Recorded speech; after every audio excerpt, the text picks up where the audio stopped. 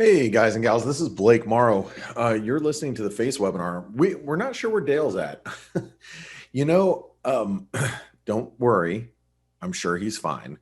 Um, I've been working on this time zone for the last 8, 9 years, maybe. I think I moved back home to my home state in Arizona. I want to say about 8 or 9 years ago. So therefore, I'm on a get up at 3 or 4 o'clock in the morning time for the last several years. So for the last 9, 10 years or whatever. I know it's difficult sometimes, especially for Dale. He's always in California trying to get up early. So I'm sure he might have missed his alarm or slept through his alarm or maybe forgot to set it overnight or who knows. But I'm sure he's fine. But he's not here right now, and therefore I want to take you into some things that I'm looking at ahead of the non-farm payroll today, because obviously the dollar. Let's see here, and that was the Kiwi. The dollar and the euro dollar has been, we broke through that 120 yesterday. Now I have to say that the euro dollar is really key support right now. Now, I was reading a piece from this analyst at HSBC, and he had noted that every day in Europe for this week, there'd been, this week and whatever, there had been some serious euro selling flows that have gone through their bank. And he said this today in European trade, there's none there, or it was very light. So he was saying that, maybe the selling's done or it's exhausted. I don't necessarily agree with that. And the reason why I say that is twofold.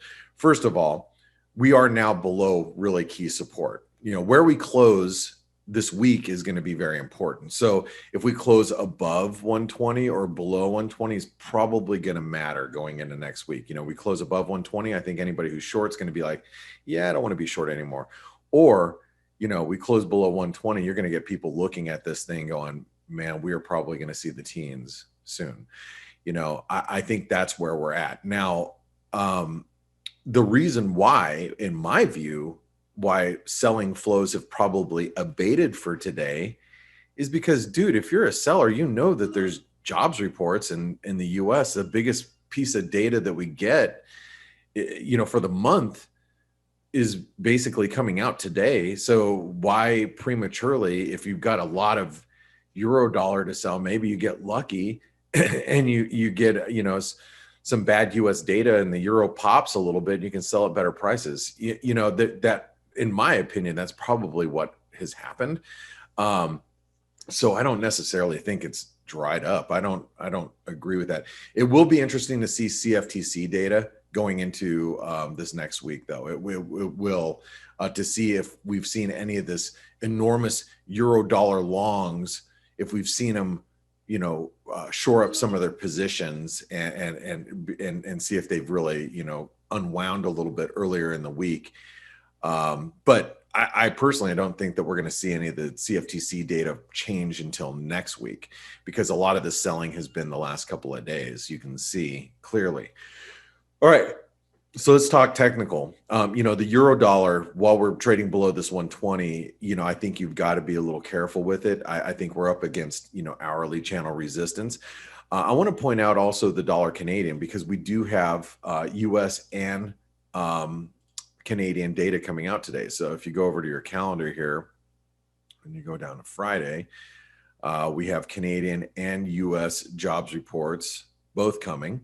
Okay, you can see them right here, right here. I just passed right over them. So we are going to have US and Canadian data coming out today. So you got to be careful with the dollar Canadian, because we are actually consolidating really well at these levels. Now, I'm going to point out what I pointed out to our traders in the ForexAnalytix community yesterday afternoon in our chat room. If you are short dollar Canadian or long Canadian dollars because you've just seen equity markets rip higher to all-time highs, you're probably thinking, man, I'm not getting really big bang for my buck. I mean, I shorted dollar Canadian. I've been shorting dollar Canadian all week. around this 128 level. And, you know, the S&Ps have gone, you know, basically up 6%. What is that? 6% rally from the lows? So silly. 6.5% rally. So I've seen a 6.5% rally in the S&Ps, and the dollar Canadian has only paid me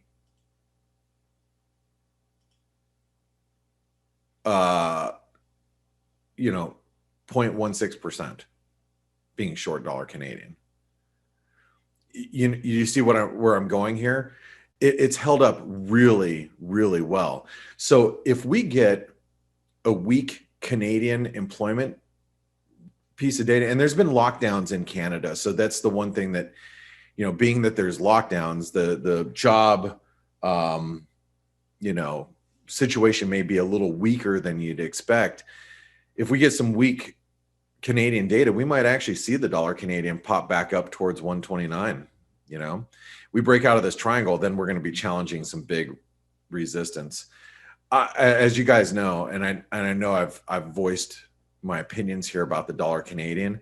I believe it's basing, longer term basing, and if you are, you know, if you are short dollar Canadian, you've got to be thinking that. And position wise, like longer term position wise, you got to be thinking about that too. You know, the US dollar has actually performed very well against the Canadian dollar.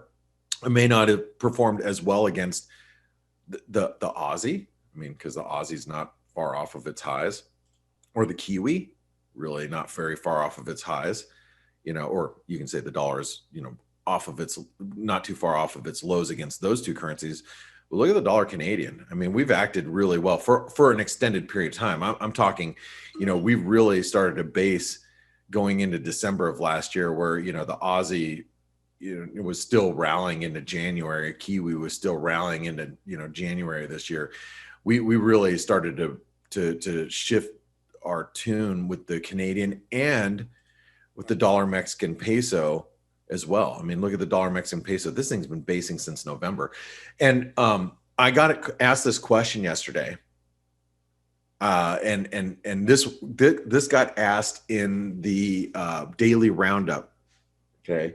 And we were talking about, I'm not going to tell you exactly what currency we were talking about, because it'll kind of give away exactly what I'm doing in the FX market with some of these commodity pairs. I kind of reserve that stuff for the ForexAnalytix, you know, because this is a conversation I had with the ForexAnalytix subscribers, you know, yesterday afternoon. But I'm gonna give you a little bit of insight of what I was saying regarding the Canadian and the Mexican peso, because I was asked, hey Blake, would you rather, you know, sell this currency, or would you rather sell, you know, Canadian dollars or Mexican pesos and be long the dollar CAD or dollar Mex? And I said, here's the thing about the dollar Canadian and the dollar Mexican peso that you have to consider when you're trading at longer term. Like if I was going to try to establish the dollar Canadian long, like portfolio long, and going long looking for 140 again, I have to take into consideration why it might not move as well as some other currencies, because you have to think what's good or bad for North America. It is North American. These are both North American, or all three of them, dollar, Canadian, peso, are North American currencies, and they are the US's closest trading partners. So when you're dealing with other currencies that are outside of our continent, they will act a little bit differently. So that's why I wanted to bring that up. I think that's an important piece that you have to think about when you're trading the dollar Canadian, not specifically today, and dollar Mexican peso, not specifically today, but that is something that you should take into consideration while you're trading. All right. One of the other things I want to point out here is the dollar Mexican peso. It is, ooh, I just saw something. I'll have to go back and show you. The dollar Mexican peso is right up against some, you know, trend line resistance here. This is a major trend line. You can see it, right? You could argue that it's broke. Oops, shoot, that's just because I adjusted it. I'm gonna be looking for a move above 2050, because if we move above 2050, that means we're probably going to challenge this big resistance zone. We get above that resistance zone and things look a little bit, you know, look a little bit bullish, I would say, right? So that's something to take into consideration as we are going into, I would say, this period where we have, and one of the probably best charts out there is this one. You know, you have the S&P and the dollar Mexican peso, the S&P being the green line, right? As you see the US dollar, or excuse me, the S&P rally into new all-time highs overnight, why isn't the dollar Mexican peso breaking into new trend lows? Yeah, we've been asking that really for the last several months, since November. What that also means is if the dollar, if the equity markets finally roll over, this is going a lot higher.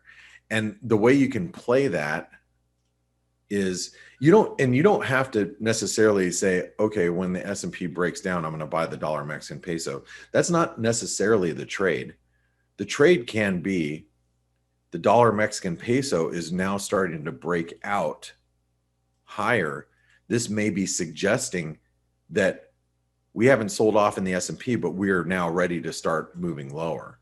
So you can trade it either way, but I think it's such a strong correlation because emerging market currencies really are the only currencies right now that offer any type of yield.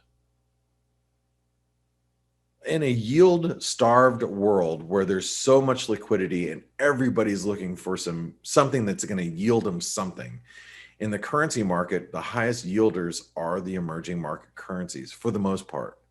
You know, whether you're talking about the, you know, where, you know, Banxico, which is what, 5% or whatever it is, and or, you know, or you buy the ruble or the lira, or, you know, something other than, you know, 0% yield.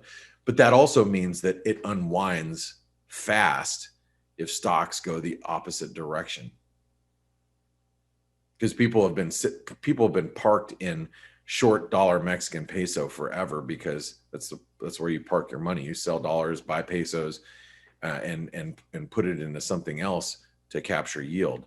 Well, you know, when you have to get out of your other things, you have to get out of stocks, you're going to, you know, sell your pesos and buy back dollars. And that's why this is a very, very important relationship to understand. But it's more importantly, it's a huge, in my opinion, leading indicator. That's one of the reasons why I sit here and I look at the equity markets rally, and I know they're hitting all-time highs. I understand that. I'm still bearish because at this point, because I know this week's move was a short squeeze. Everybody last week, and if you look at the S&Ps from last week, everybody prepared for some sort of deleveraging out of the equity markets. Whoops, that's not what I want to do. Deleveraging out of the equity markets, because they thought that, and I thought rightfully so, you know, a run up in GameStop would continue to crush shorts, which didn't happen, by the way. GameStop is actually coming back down towards reality. But, and, you know, as I've told you guys multiple times over the last, you know, week or whatever, GameStop's going back to 10. It's just a matter of time, however long it's going to take us to get there. Hold on. Yes, Stelios, please. That's going to be has to be what you have to do with the company account, please. Thank you.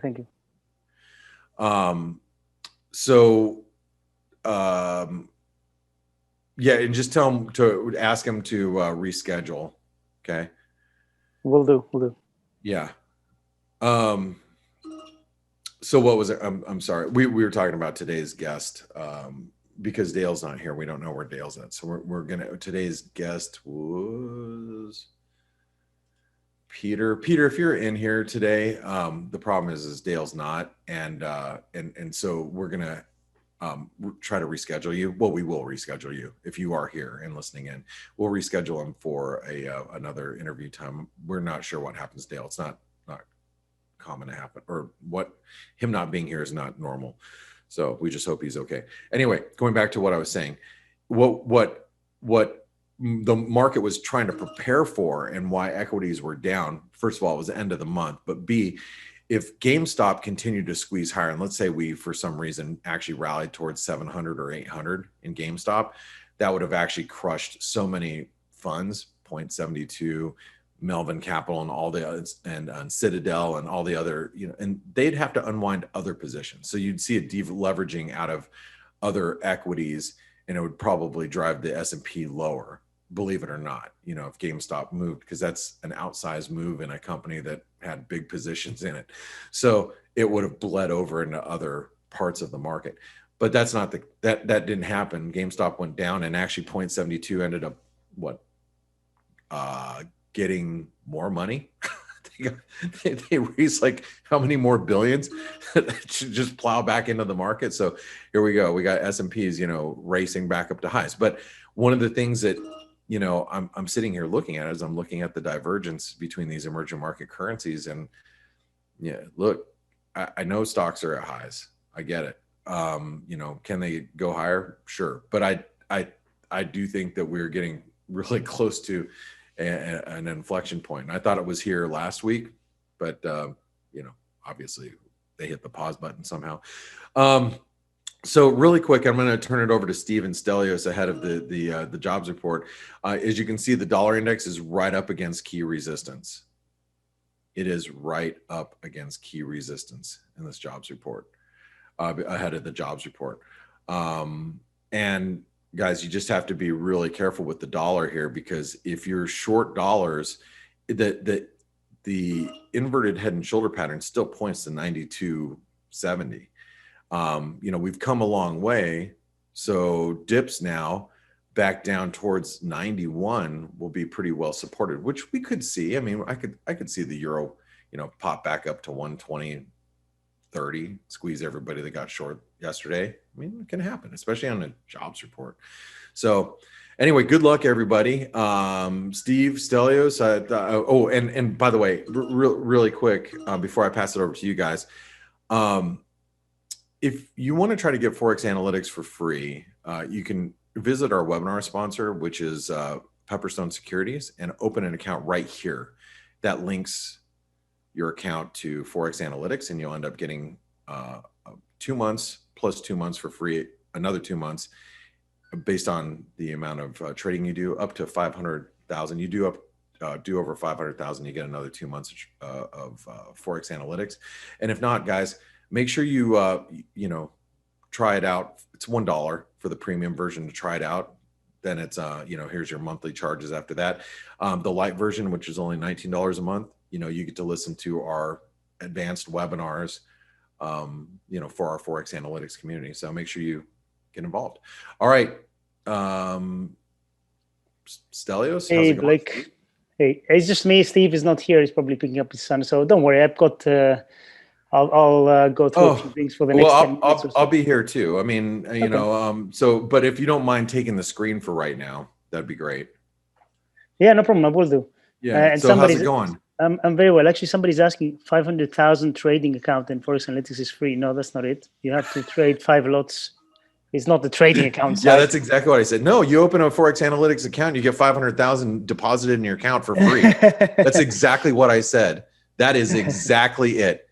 Everybody should sign up today because you're guaranteed to make money. That's a joke, by the way, everybody. Yeah. That obviously is a joke. I've taken the screen, so don't worry. I've got a couple of things to say, so okay, please do. No worries at all. So obviously the big thing today is payrolls. Sorry. It is. Thank God it's Friday. Yeah, it's been a weird week again. We had the silver squeeze on Monday. It feels like every week is like, a month these days. But anyway, the jobs report today should be important. And I think the reason why it's going to be important is that euro dollar, like Blake has said from yesterday, we've broken 120. That seemed to be a pretty important level. And I personally thought that once we do break 120, I thought the next 40 or 50 pips would have been very quick. But I think people are waiting for the report today, and like Blake said, sellers might be waiting for a better level in case we do get a number that spikes euro dollar higher. But I think the risk still is for the dollar to keep squeezing.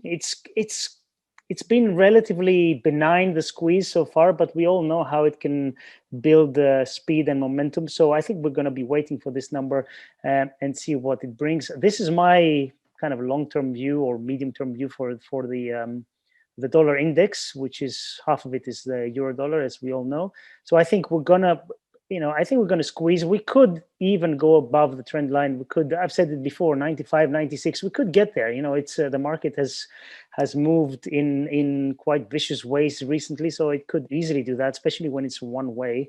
And so I think this is what's going to happen. I think in the medium term, the dollar should be going lower, but I think we're very ripe for a little squeeze. Talking about Canadian and the Norwegian krona, we talked about those yesterday. I just want to say once more, I'm very worried, and that's why I closed completely my Euro Norway shorts. I'm very worried because look, the Canadian. I'll be back in 3 minutes. Sorry. Yeah. I'm here. The Canadian. Okay, this is a weekly chart, but let's go to a daily to see better. The Canadian has been trading relatively sideways. It hasn't really gone down, and oil has gone $15 within a few months. And the kroner is even worse than that. The Norwegian kroner obviously has been strengthening, but only a little bit. So this worries me because traditionally these currencies, when oil moves, they will exaggerate the move. So they will overcompensate for the move of oil. So I'm a little bit worried. And frankly, if I was short dollar CAD, I'd be biting my fingernails now and saying, what else has to happen for this thing to really go lower? I mean, what? Oil has gone higher. The dollar, it stopped its downward, at least for now, its downward trajectory. So I'd be a little bit worried. So, I've taken off my dollar Norway position. I'm just watching it, and I haven't looked at the dollar. I've taken, my euro Norway position. But again, look, this as well, last few weeks, it's going sideways. And that would really be worrying me. Another thing I want to have a look at is metals. They have been on the spotlight recently, and I see on Twitter people saying, "Oh yeah, gold and silver, they're dead now. That's it." Look at the weekly chart in gold. For me, this looks like, you could say it's like a flag. It was this move from 2018. The lows, below 1200 up to over 2000. That was a pretty steady move and clearly impulsive. And we're getting a correction. Obviously, it's not a flat correction, but it's still a correction. And I think the next move is going to be quite a bit higher. And I've said this before. Obviously, the silver shenanigans didn't help because gold did not move as silver was rallying, and now it's kind of retreating. Silver was forming this what looked like a wedge triangle, call it whatever you want. It blew past it. That's where I got long. I got long actually on the day before, on Thursday, like 25.5-ish or something like that. I thought that look, this was it. I got long. I added a little bit more, and now we're back into this zone, this zone I've highlighted for weeks and weeks, and I was always saying, close above 26.5 and I get long, a weekly close, and well, we're back there again. But anyway, I'm in this trade now. I want to add lower if we get there, but this is by the way, Stelios, just so you know, Dale actually, his internet went down. Okay. Well, so he sent me a text. I keep my my phone on silent up until I think I forget what it is. It's 6. I should actually. Well, it's because on the weekends I want to be able to sleep in a little bit. Yeah, of course. And so I missed his text. It's okay. And he texted me and he said, "Hey, my internet's down." He texted actually before we started, and I should have checked that actually. Yeah. But anyway, that's fine. So that's where Dale. Hey guys. Hey Steve. Hey Steve. Do we still have a guest though? No, we're rescheduling him. Okay. So what do we do?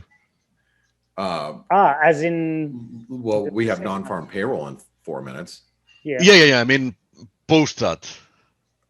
Whatever you want. You're Steve. You can talk for hours and hours and hours. So we can Eternity. let you go, and you can we can take we can take the we'll take the blinders off, and we'll take the rail guards down, and we're just gonna let Steve go and go and go. And so you guys can tune in for the next 3 or 4 days, and he's gonna go 3 or 4 days straight. Whatever you want, Steve. I mean, I don't think I think we can just chat about the markets here for the next 30 minutes or whatever. Okay. Yeah. So but if you want, I can take over the screen at least for the next few minutes as we head into the data, and then after the data comes out, I'm going to give it back to you, Steve, because I can pull up Bloomberg here, and then we can pull up Bloomberg and also Data Flash, so you can actually see how fast Data Flash is versus having a $2,800 Bloomberg system on your screen, and see how fast it is. So this is, let me go ahead and pull everything up. If you're on ForexAnalytix, this is your Data Flash, right? So it's integrated into our system. Here's the dollar index. I'm going to keep it there. Oops, let me go find my Bloomberg. This is Bloomberg here. All right, let me move that out of the way. Let's see. There's the dollar, and I think we should actually probably just keep an eye on the euro, because the euro's in this. You can see this descending channel, and we know 120 is a big deal, but here's the 15-minute, and the euro is just kind of staying inside of that. I can put it on a 5-minute chart. It's staying inside of that channel. So, and here is the data. Let's see here, and that is just so you can see who's who. Yes, Peter, thank you very much, and sorry about that. We're gonna reschedule. He just wrote to us that he's gonna. He did. Okay. Yes. Thank you very much. Yeah, Dale is his internet went down. It went down today, and he actually sent a text, and he apologizes. It's just par for the course, right?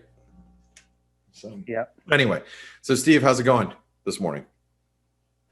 Good, mate. How have you been? Good. So we got a couple minutes. We got about a minute before the data comes out.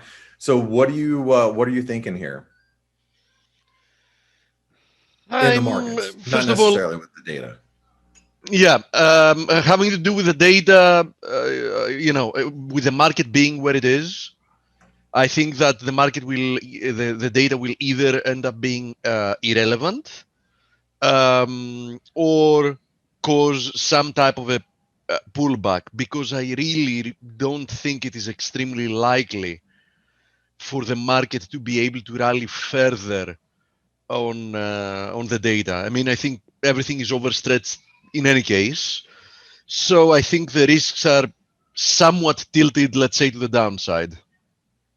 Yeah. Okay. So you're saying it's going to go up, down, or sideways, basically? No, I'm saying that I find it unlikely that the data are going to be a reason to continue higher. Yeah, I get it. It's more likely for them to be a reason to, somewhat correct lower. 5 seconds. Let's see. If the market decides to pay attention to them, because we know that the market is not data driven anymore, right? Now remember, this is the euro. 49, right, exactly as forecast.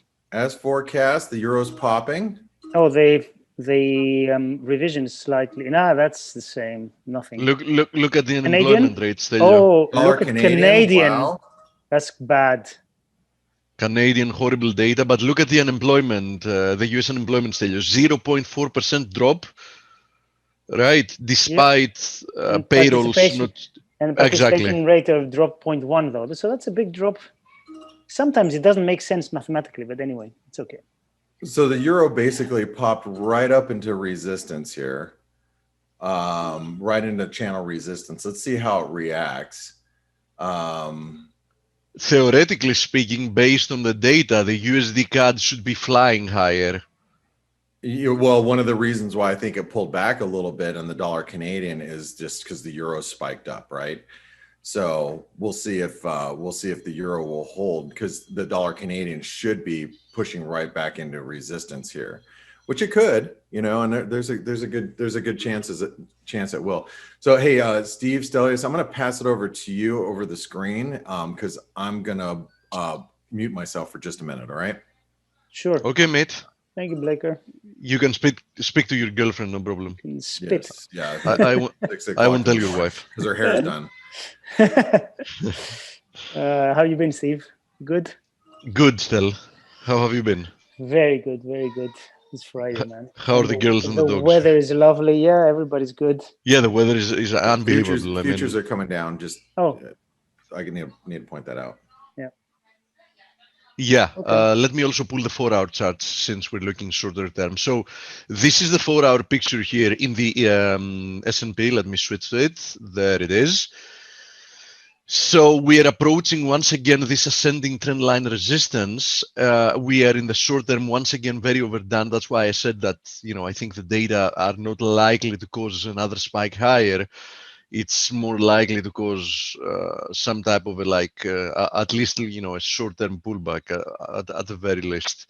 So let's see. Theoretically speaking, comparing, you know, the data, USD CAD, as I said before, let me pull it up on the 4-hour chart. USD CAD should be seeing a rather decent spike higher, which for the time being it isn't. Admittedly,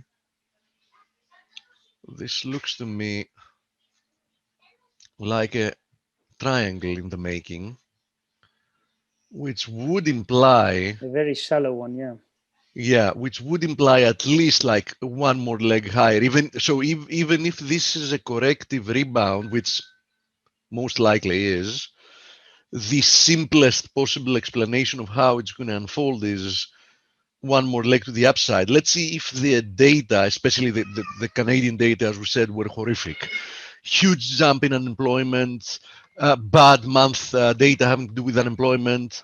And hey, Steve, just remember that was also due to lockdowns in Canada, and I think it was Quebec and Ontario. I'm not 100%. Yeah. There is no question about it. But as you know, Blake, as always, the question is not the question. The certainty is the following: wherever and whenever you have lockdowns, some of the businesses will not be opening again.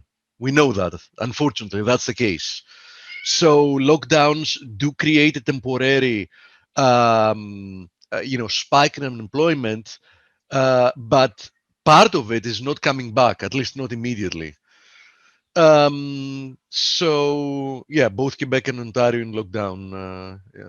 They're confirming here. So let's see. I'm watching this triangle. I think a push higher towards at least like this spike high at 129.50, if not higher than that.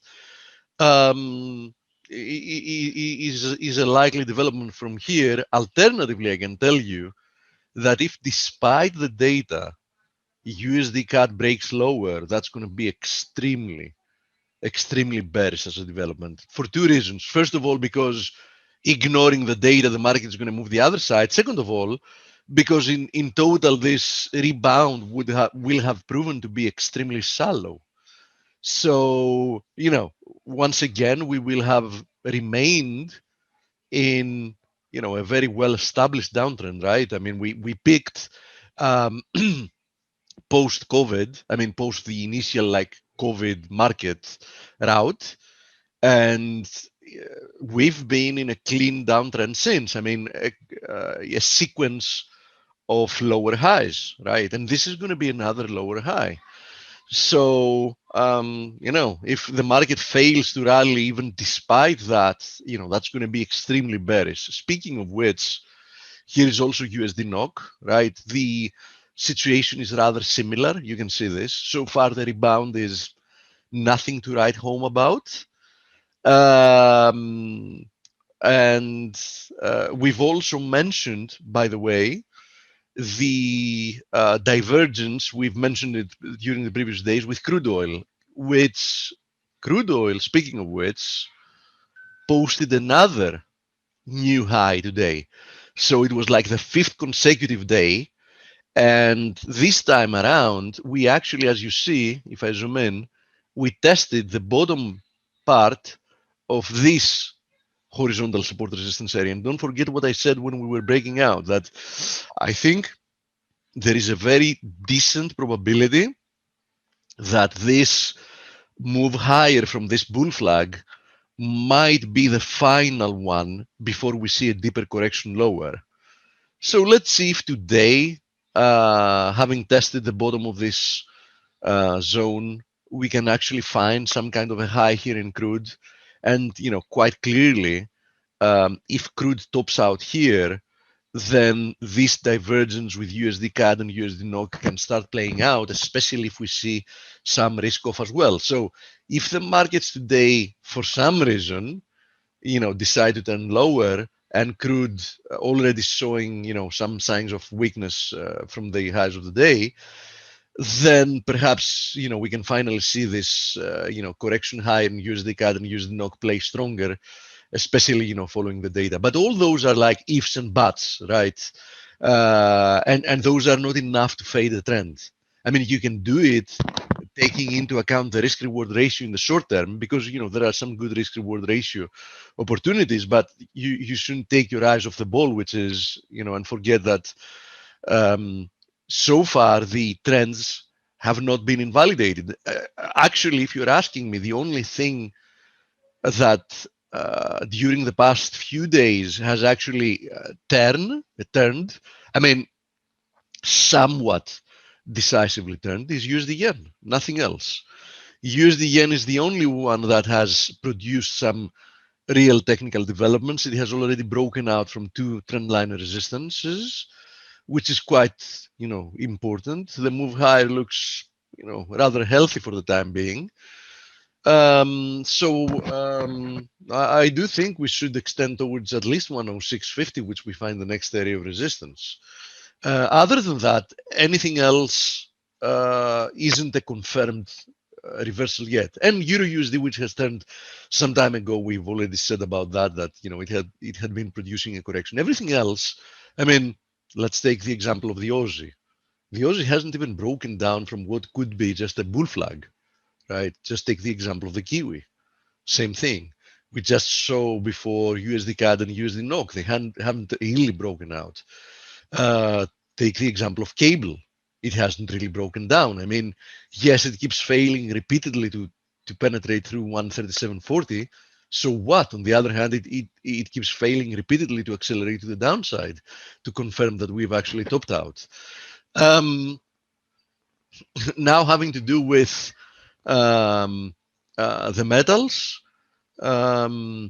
we did have a strong move lower yesterday in gold. Not a surprise there. We've talked multiple times about this being a pennant, most likely.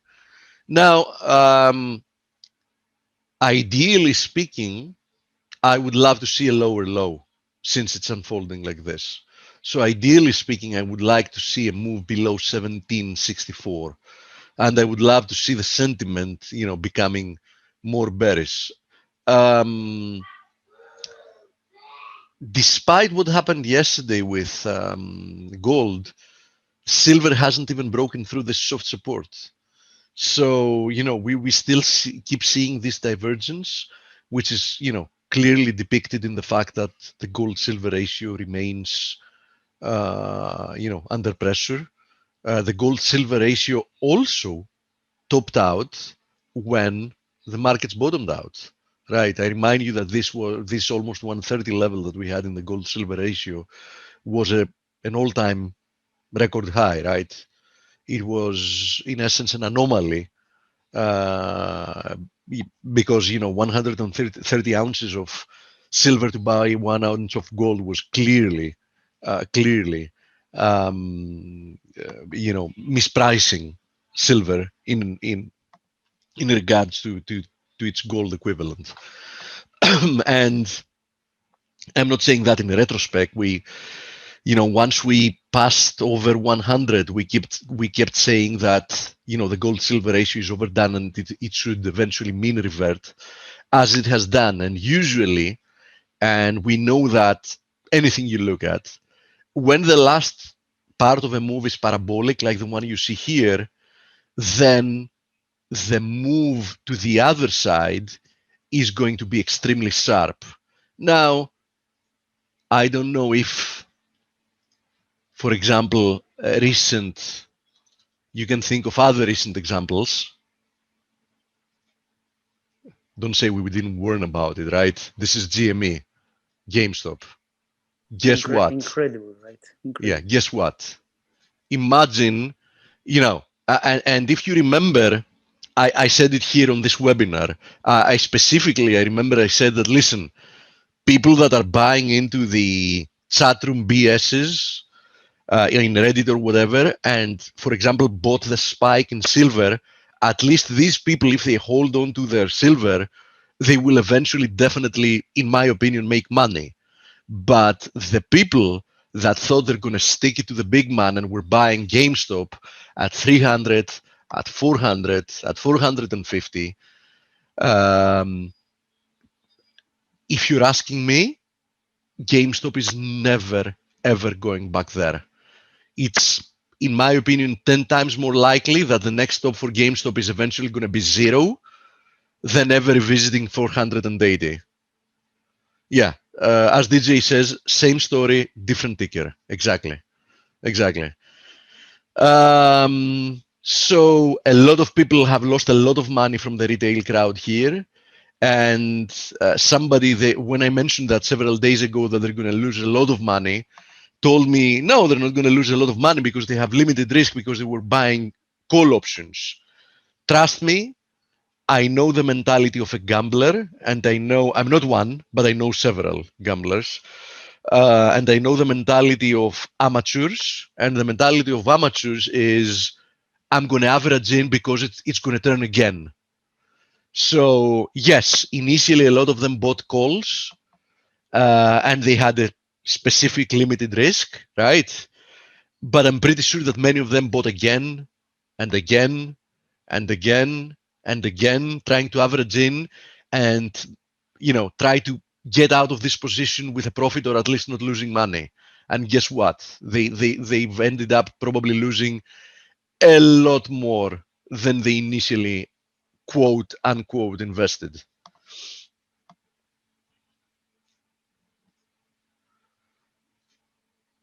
So, any questions? Platinum, yes. Let's see. Stelio, since today we had this, I'm thinking of just, making today's session like, just, staying here and continued, right? yeah, making it free for all. Free for everybody, yeah. Yeah, once in a while, once if that in a happens. while, yeah, we're gonna do that. And yeah, we can do that. I mean, there is, once in a while, there's no reason not to. Okay, so platinum. Look at how nicely platinum is holding up, right?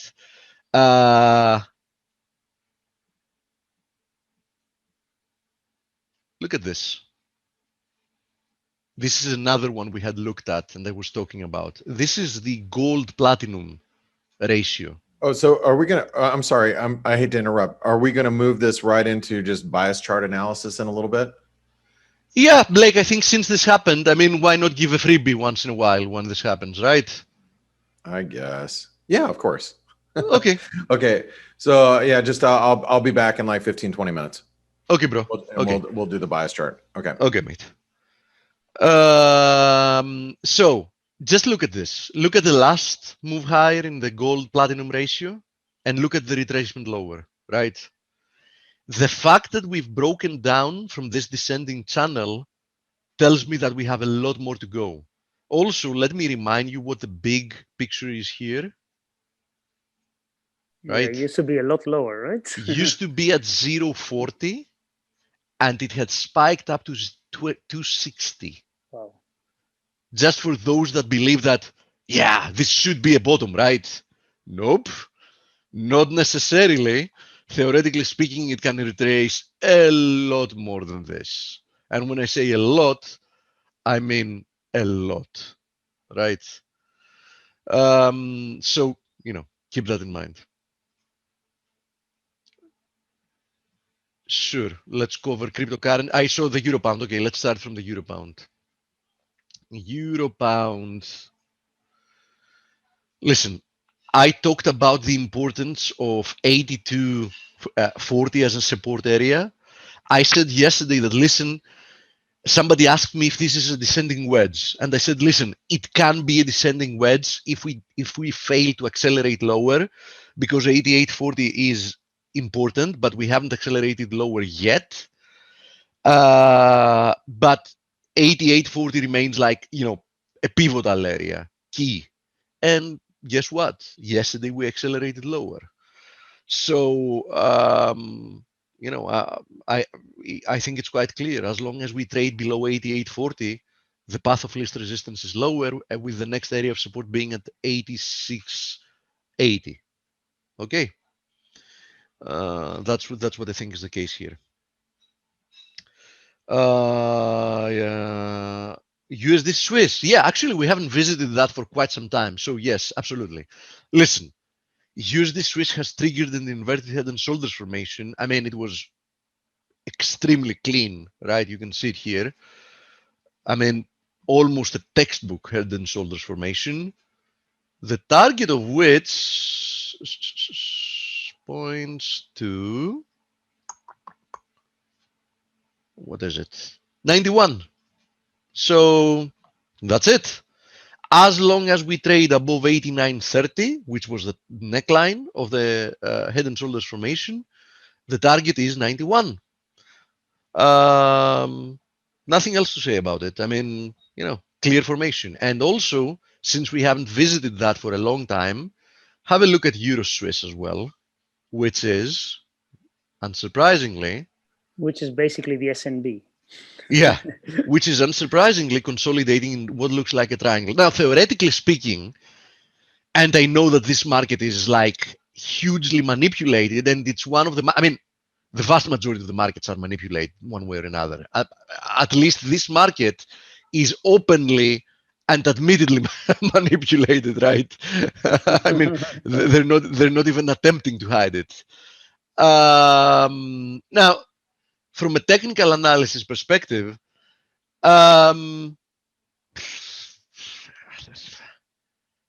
ideally, you would expect something like this, right? But, with this market, God knows. I see questions about cryptocurrencies. We're going to have a look at them. I see USD, INR, and the indices of India. We're going to cover those as well. Okay, so let's go one by one. And Blake is going to come over then for the bias chart. So one by one, let's start with cryptocurrencies, and then I'm going to go. If you remember, I was quite clear about Bitcoin. I had said, listen, I don't know if this is a flag, meaning a channel.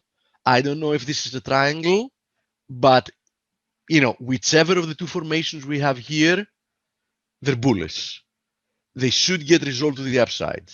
And yes, they have. That implies a higher high. So that implies something like this. Be careful. I believe that this move higher is going to be terminal, meaning I think it's going to be followed by a deep correction.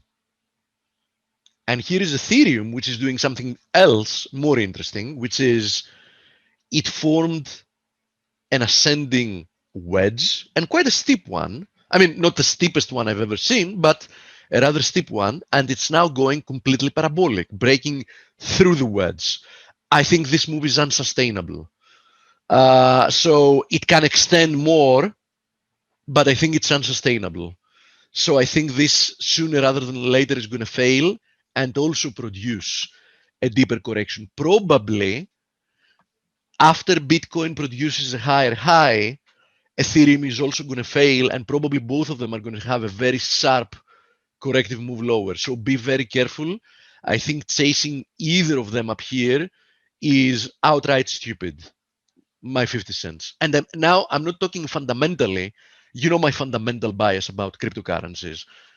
I don't understand why they have or they should have any intrinsic value, But that doesn't make me blind to the technical perspective. And since it's a market, and markets are purely moving on demand and supply, and even if it's a bubble, and I'm right that it's a bubble can sustain itself for much longer than you would expect.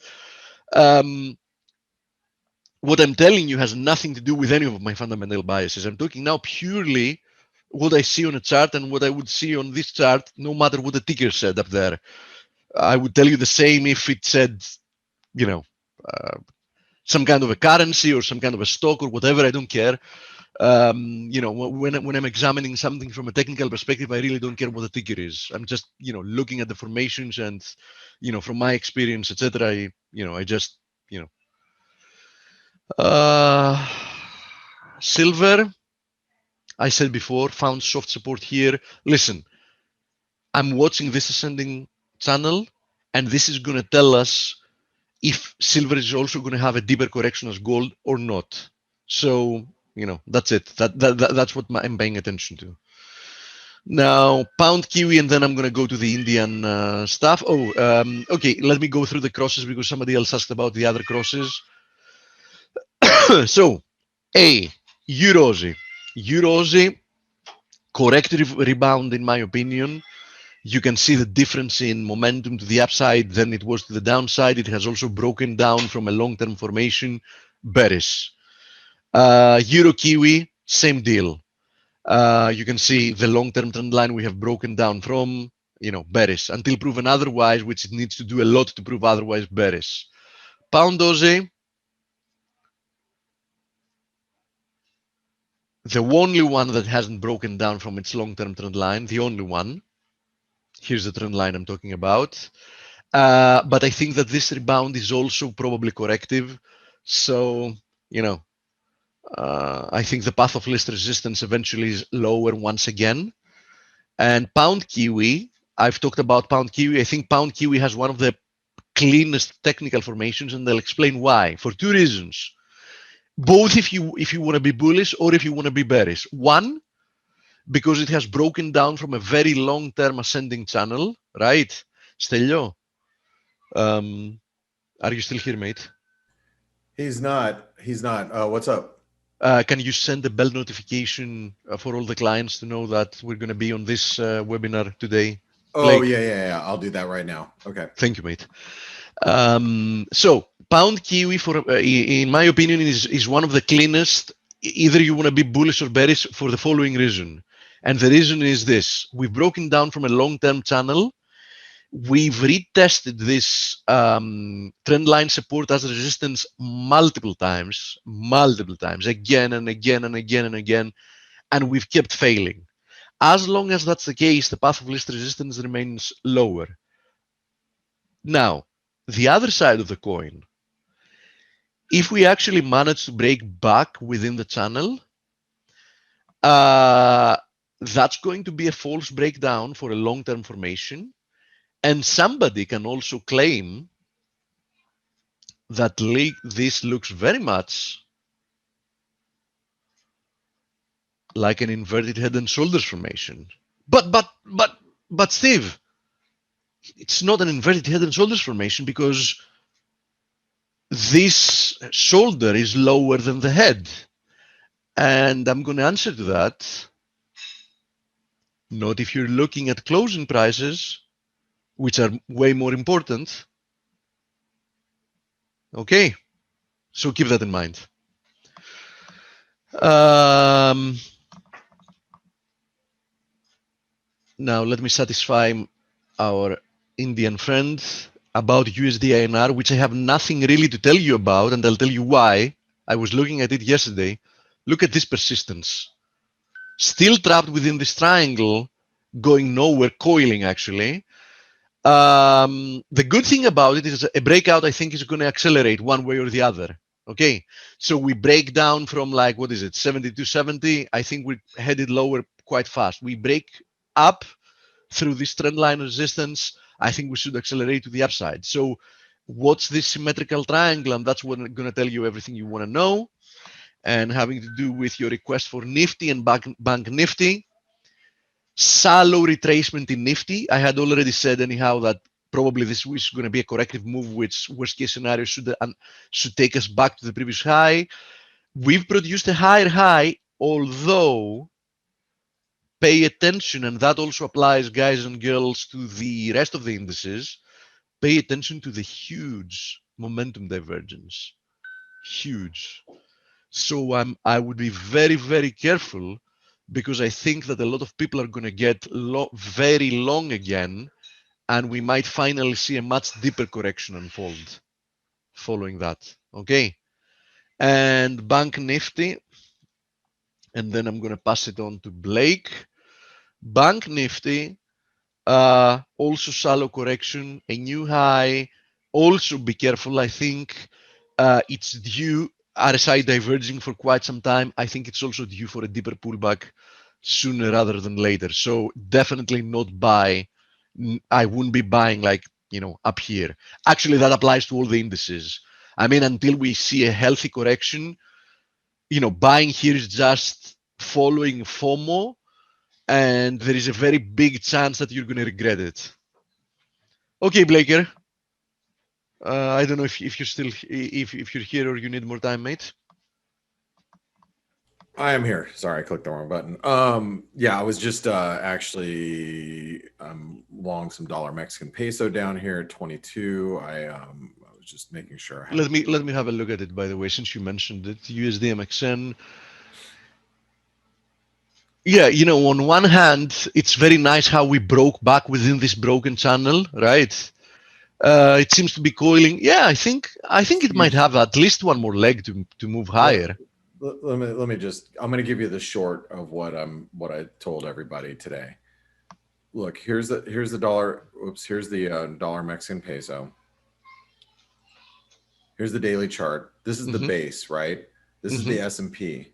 The S&P continues to hit new highs. This is a real, I mean, you know the relationship, so I don't have to explain it in depth or detail. Absolutely. But the problem here is that, these emerging market currencies aren't even acting well. So if stocks do roll over, the dollar Mexican peso is probably going back to the mid-20s. It's probably, and then another market that confirms this divergence, and I had overlaid the other day, since you've already taken the screen, pull up on your screen, please, CAD USD, not USD CAD, CAD USD.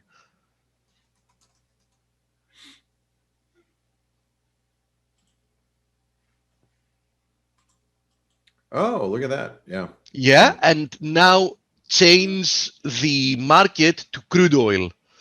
Change the overlay to crude oil, and you'll see that there's displaying the same type of divergence. US oil, just type US, I think. Oh yeah, WTI, whatever it is, yeah. Oh, that's not what I want to do. So let me get rid of this one. So both crude and S&P are diverging with the markets that they're usually very well correlated with. And as I was saying the other day, Blake, I don't think this is sustainable. There you go. Yeah, I could see that. Yeah, and so and I'm sure you could probably with this divergence, and you have crude and so basically what you're saying here is if crude and the stock market pull back a little bit, we should see a rally in the US dollar Canadian. I think somebody has to do some catching up, and from my experience, I would say that's the indices. Yeah, that makes sense. All right, well, Steve, I'm going to get this bias chart done, and so the dollar, the dollar Mexican peso. I'll just go back to it really quick. I was buying some of it down here, and I'm going to try to trade and do the bias chart at the same time, but we'll see how that goes. The euro dollar just got finished squeezing everybody above the 2020 level. You can see we're pulling back. If we get back in the 119.90s, then that squeeze is over. So think about that. If you guys are trading the euro right now, in my opinion, while we're below, Remember this is there's the 120, it's actually 120.10. If you go back, let's go back to the 4-hour chart or the daily chart or the 4-hour chart. Okay. So the high here, I believe that high right there is 120.11. Okay. So knowing that it's 120.11, we just basically squeezed right past that 120, you know, this is 120.11. So I can actually grab this and move it a little higher, right? That was the breakdown point. That was the breakout point. That's obviously key resistance. So now, you know we just squeezed a 120.23. So that is going to be resistance now. Oh, shoot. Sorry, guys. There we go. All right. We're doing the bias chart with you guys because Dale wasn't here, and this is kind of more of what we do with ForexAnalytix subscribers on our own after the face webinar now.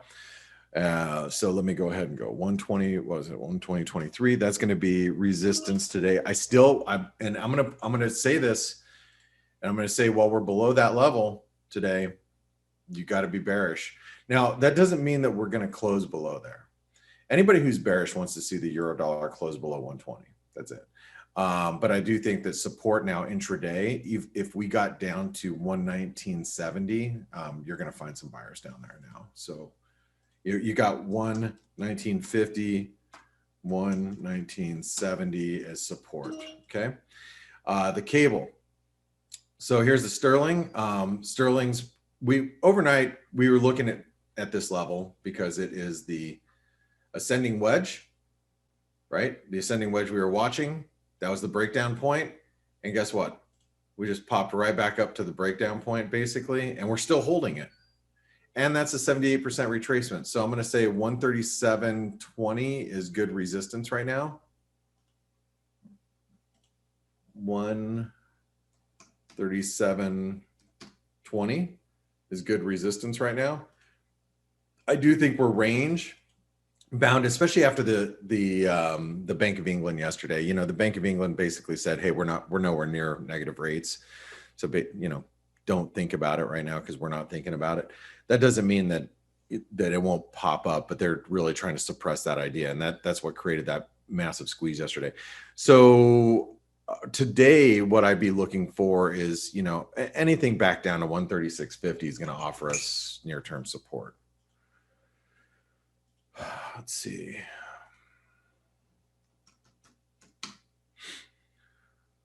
Hold on really fast. I don't know if I want to do this right now. Damn it. The thing is, when I'm doing this analysis, I cannot focus on my trading at this moment. Usually I got about, because it's non-farm payroll, I took, you know, obviously some positions. So some positions that are fresh that I need to manage. So you guys have to bear with me if I pause and, you know, I have to think about things for a second. Okay. Anyway, here's the Aussie. So the Aussie is still, while we're below this, let me get rid of this really quick. We don't need that. While we're below 76.60, you guys remember that's resistance. Support is going to be 75.65. So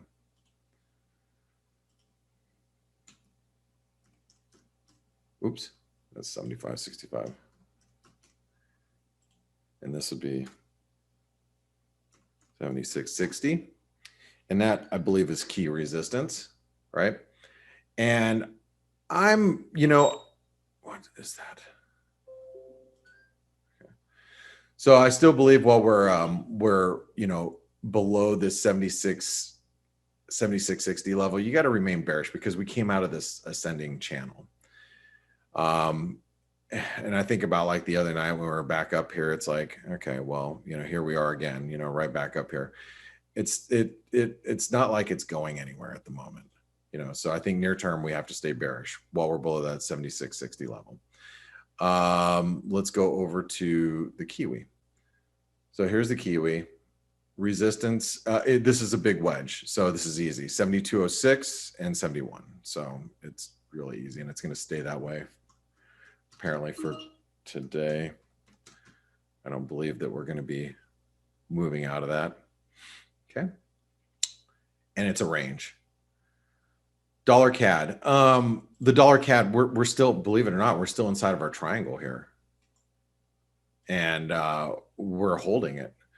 Now, you got to think about that because, again, I think that this breakout is looming. And as we were just, Steve and I were just talking about the dollar CAD here, it is really one of those situations. If stocks ever roll over, you have to be long the dollar Canadian. Now, I just said if stocks ever roll over because, you know, jokingly, it's like, I don't know if they're ever going to roll over. I mean, jokingly, not jokingly. I mean, it's crazy.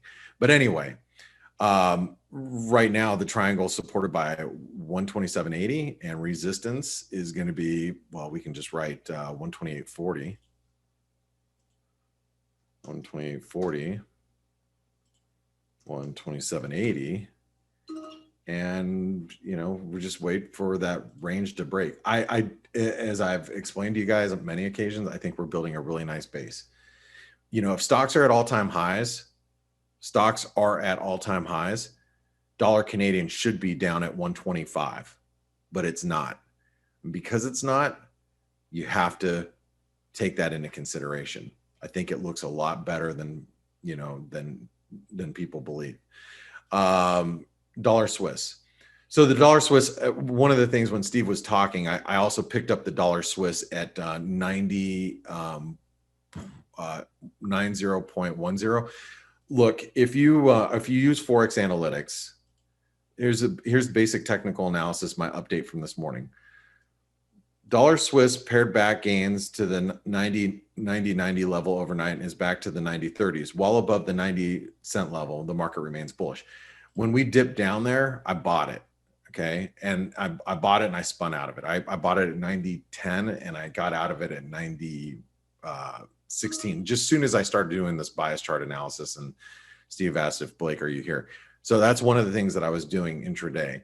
And I'm going to say that while we're above 90, the risk still is to 91.80. Well, now we have to just, it's 91.95. This is where we complete the inverted head and shoulder pattern, but I still think that today 90.45 should offer resistance. It's not a big mover, but it's bullish. Now, why is it bullish? Because we're in an inverted head and shoulder pattern, so it's still bullish. Okay. It just is. And it's, you know, the neck, I could come all the way back down to 89.50 and still be bullish. I'm hoping it doesn't get all the way back down there, but, you know, it could. In today's environment, it could. I'm not saying that it can't. Okay.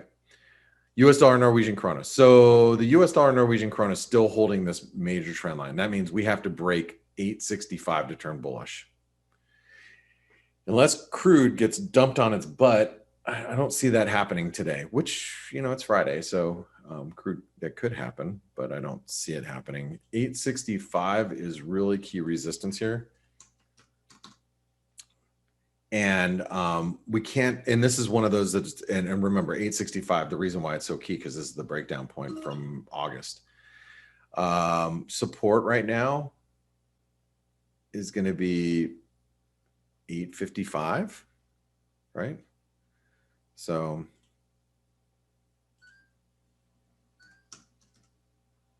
$855. We have to stay in range, but we are really close to flipping bullish here. I don't think it's going to do it today, unless the euro, you know, takes a 40 or 50 pip spill right now, and then you know, and you see stocks roll over a little bit. You're probably not going to see that happen. I mean, we're just right now, we're just kind of bouncing around these ranges. I'm watching it very carefully because I'm long some, but I really want to be aggressively long, but I can't do it right now, not based on what we see. And you know, there's probably a good chance that we just slip back down towards these support levels. Okay, let's talk about that's the US dollar, Norwegian krona, dollar mex. I think did we already write down dollar mex? We have not. Okay. So the dollar mex, very similar to the US dollar, Norwegian krona. Matter of fact, what may be happening here is this.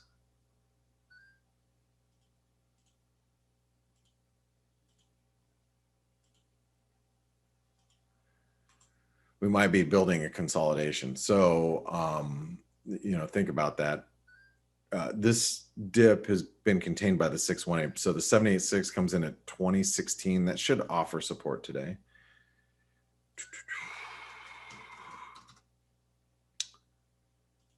Resistance. Well, I mean, I think we'd be really lucky to see 2036 again. Oops, 2036, and then I'll go ahead and mark up 2046.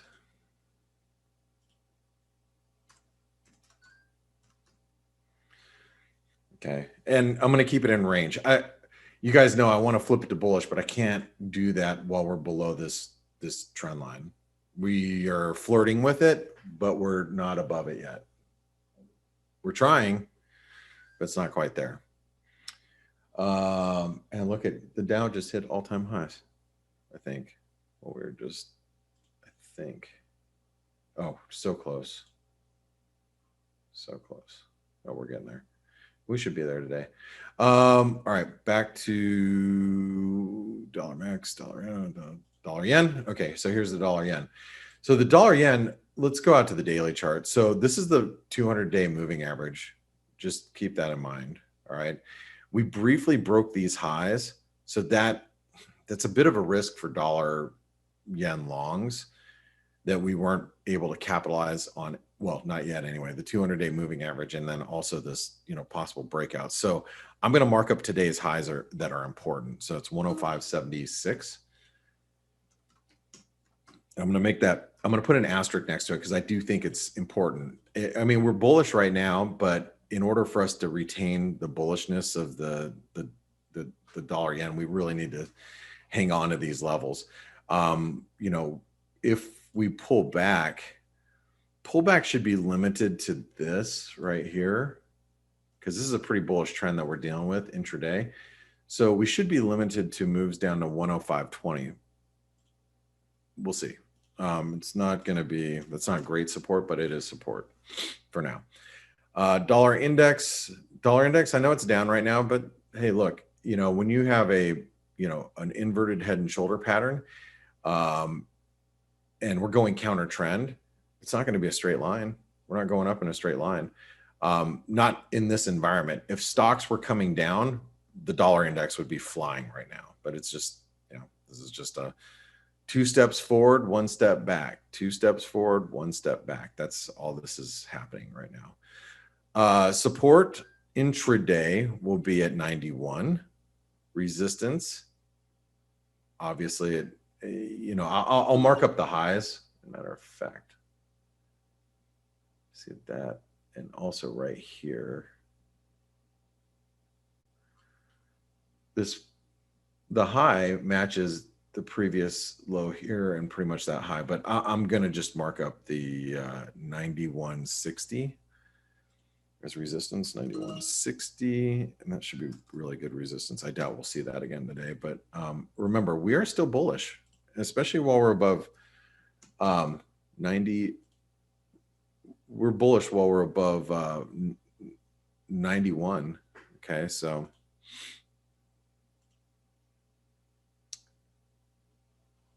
gold.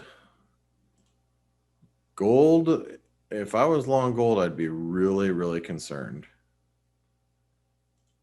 And you got to watch it today because, yeah, gold spiked up, but just gave it all back. I mean, if gold starts breaking, I mean, we can't even get back above 1800. So, I mean, resistance could be 1820. Really key support becomes 1765. And if that breaks, we got all sorts of problems, because then you have a false breakout in gold. We should be trading back down at probably 1600. And somebody in our chat room asked about some dude, I've never even heard his name before.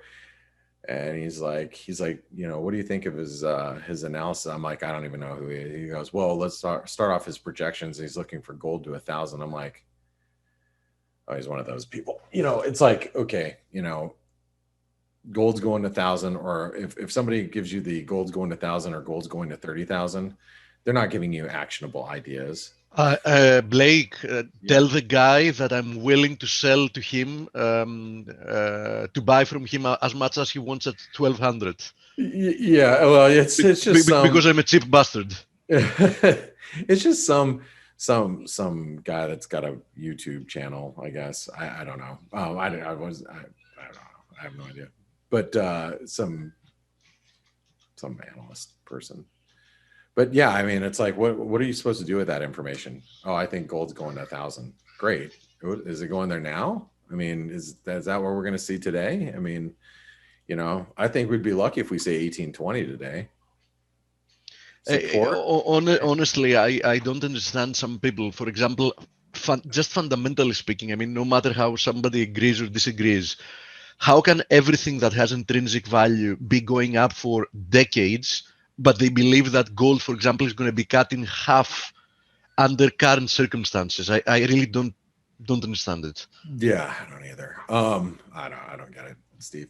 But look, I'm gonna put this as bearish because we are trading below 1,800, and below 1820 specifically, because remember, this is an inverted head and shoulder pattern gone bad, and I think if you're bullish gold, you got to be really careful if we break below 1860. I actually do think that gold is at risk of a pullback towards, you know, the 1,700 level. Yeah, absolutely. Still unfolding some kind of a complex correction. So I'm with you. In the short term, it's still bearish. There's a big false breakout here. You know, this and silver turned, and you know, people are long. You know, just they got long gold and sympathy. So I actually think gold is bearish near term. And I think the risk is that we can break below 1,760. I don't think we're going to do it today, but you got to keep your eyes open, you know, and eyes peeled, because yesterday's move was pretty aggressive. S&P, well, what do I say? Last thing we'll go here is I'm getting squeezed currently, and you know, I shorted it earlier this week, and it's up in my face, and it's like we're back at channel resistance. This is the one thing that's really just kind of ruined my week from being a decent week, is I've got this thing up in my face, you know. But again, if you missed it earlier, the market was preparing for a possible meltdown with, you know, GameStop, especially if the risk would have been if GameStop would have continued to squeeze higher, it would have really crushed the funds that, like, the Citadels of the world that are short with Melvin Capital, and they would have forced them to liquidate in other areas. So I think the market was preparing for some deleveraging, plus it's the end of the month. So we got this false breakdown. Here we are. False breakdown leads to breakout, and now we are here at breakout.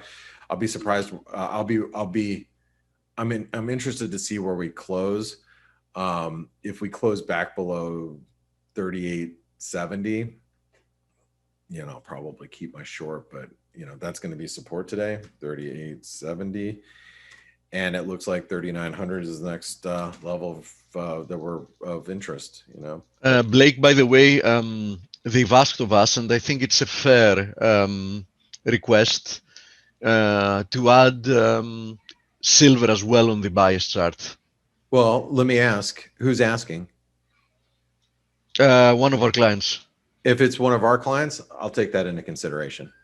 Okay. Okay. All right. Okay, so with that being said, Steve, I'm going to wrap up here. I got to get back to trading. Yeah, mate. I said what I had to say. So just, you know, we say have a good weekend to everybody.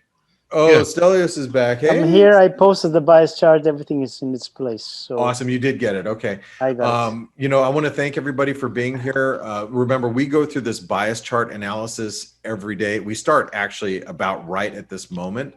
And then we go for, you know, as I finish up, and then Steve and Stelios are here to answer questions, and I answer a couple questions along the way, because I just want to make sure the ForexAnalytix clients are really taken care of. And obviously, I thank you guys all for your continued support. But my number one priority are people that are in our community. So if you want to learn how to be part of our community, it's real simple. It's $1 to try it out for 10 days, or you can try the light version for $19 a month. After your 10 days, here's your the premium. Premium gets you into the chat rooms and the advanced analysis. But both of them have the mobile app. And if you want to, you know, learn more about it, just, you know, come, it's $1, you know, come hang out. And then you can hang out in some of the, you know, advanced webinars that we have throughout the course of the day, because there's the European crossover, the daily roundup, and Phase 2.0 that is specifically for ForexAnalytix clients. So, all right, guys, I'm out of here. Steve, Stelios, you guys have a great weekend. You do, mate, and everybody else. Thanks everybody. Have Enjoy. a great one, guys. Bye-bye. Bye-bye.